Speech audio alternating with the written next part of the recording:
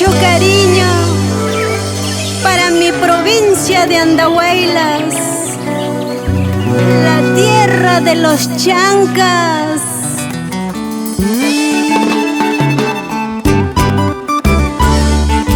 Orgullosa de haber nacido y crecido bajo este cielo bendito del departamento de Apurímac, provincia de Andahuaylas, distrito de Andalapa, centro poblado de Huancas.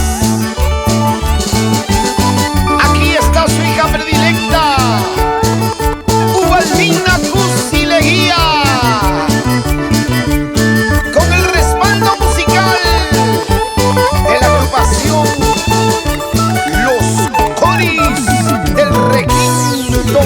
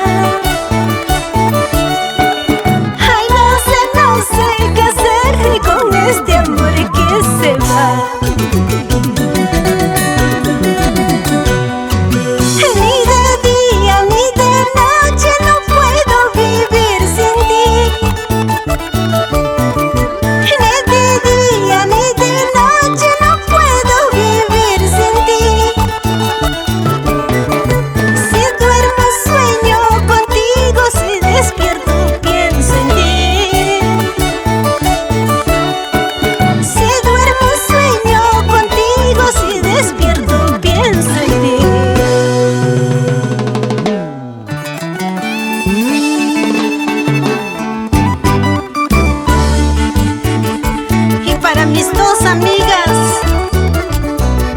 Jessica Buleje Contreras por Andahuaylas, Rosa Giovanna Vargas por Huancavelica. Esta bonita canción es un himno para el amor. Y ahora, en la voz encantadora de Andahuaylas,